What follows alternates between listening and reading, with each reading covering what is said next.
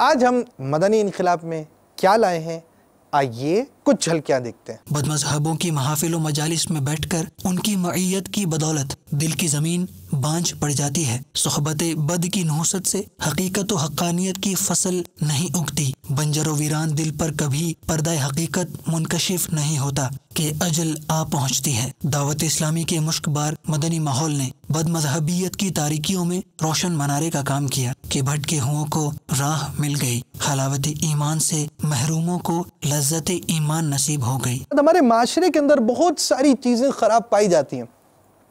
بری صحبتیں انسان کے افکار کو، سوچوں کو، اخلاق کو، کردار کو تباہ کر دیتی ہیں۔ تو ہمارے ہاں بیٹھے بیٹھے ہم یوں دیکھتے ہیں کہ برادری کے اندر کچھ لوگ ہوتے ہیں، ان کے بڑی عجیب و غریب، یوں سمجھے کہ ہمارے ہاں توہمات، وہم بہت سارے پائے جاتے ہیں۔ تو دعوت اسلامی نے فیضان رضا سے یہ حصہ بھی حاصل کیا کہ ہماری سوچوں میں، ہمارے نظریات میں، ہمارے اعتقاد میں بھی تبدیلی لائے، ہمارے اعمال بھی درست کیے۔ سرکار اعلیٰ حضرت رحمۃ اللہ تعالیٰ علیہ کے تجدیدی کارناموں میں سے واضح ترین تجدیدی کارنامہ امت کی اصلاح کرنا، ان کے افکار، ان کے نظریات کا تحفظ کرنا، ایمانوں کو بچانا۔ اور آج ہم آپ کا قصص ٹائم بھائی کے لیے کیا سلسلہ لے کر آئے ہیں، آئیے ان کی زبانی، ان کا ماضی سنتے ہیں۔ میرا نام محمد عثمان عطاری، مرکز الاولیاء لاہور، مجلس نشر و اشاعت حجویری کابینات کا ذمہ دار ہوں۔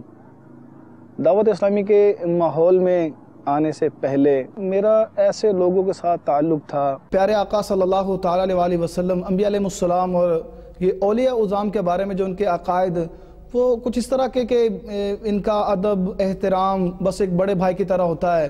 معاذ اللہ یہ سن نہیں سکتے اور یہ زندہ نہیں ہوتے، بس اس طرح کے عقائد تھے۔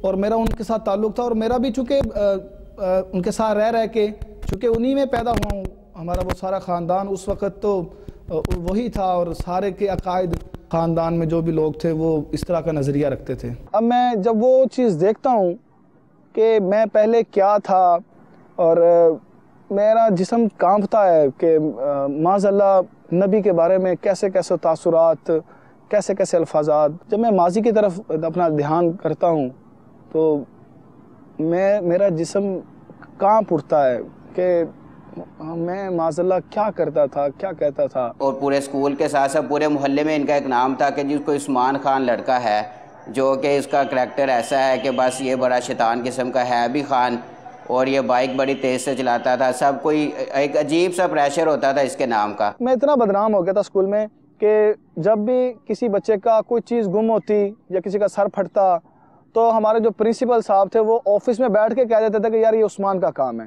یہ اس کا سر عثمان نے پھاڑا ہوگا، یہ اس کا بیگ عثمان نے اٹھایا ہوگا۔ تو میں اتنا بدنام تھا اسکول میں کہ کوئی غلطی نہیں بھی کرتا تو وہ میرا نام لگ جاتا تھا۔ اسی طرح محلے میں بھی مجھ سے بہت تنگ تھے۔ نمازوں کا بھی حال ایسا ہی تھا، اذان ہوتی تھی لیکن کبھی بھی یہ ہمت نہیں پڑتی تھی کہ میں مسجد میں جاؤں، چونکہ میرے دوست ایسے تھے، میری گیدرنگ ایسی تھی کہ وہ مجھے مسجد کی طرف جانے سے روکتی تھی، اور میں مسجد میں نہیں بھی جاتا تھا۔ اذان ہوتی تھی، پڑھا رہتا تھا، گھومتا پھرتا رہتا تھا، کھیلتا رہتا تھا، تو میں نماز نہیں پڑھتا تھا۔ ایسے بدنام کہ بھائی کسی کے پینسل گئی، کسی کی کوئی چیز گئی، کسی کی چوری ہو گئی، کسی کا سر پھٹا، چلو بھائی یہ کام کس کا ہوگا؟ بیٹے بیٹے پرنسپل نے کہا اپنے پاس ایک ہی ہے ایسا کام کرنے والا۔ تو اس وقت وہ کسی اور کام میں مشہور تھے، اور آج کہا جا سکتا ہے کہ یہ کس کام میں مشہور ہے، کیا چیز ہے؟ حلیہ تو آپ نے دیکھا، انداز آپ نے دیکھا، کچھ ماضی کی جھلک ہم نے آپ کے پچھلے یوں جو ہماری زبان میں سمجھ لیجئے انٹرو، یعنی جو ہم نے ابتدا کے اندر چند مناظر دکھائے اس کے اندر ان کی کچھ ماضی کی جھلک بھی ہم نے دکھائی آپ۔ مدنی انقلاب، مدنی انقلاب، مدنی انقلاب، مدنی انقلاب۔ صلو علی الحبیب صلی اللہ تعالی علی محمد۔ مجھے اپنی اور ساری دنیا کے لوگوں کی اصلاح کی کوشش کرنی ہے انشاءاللہ۔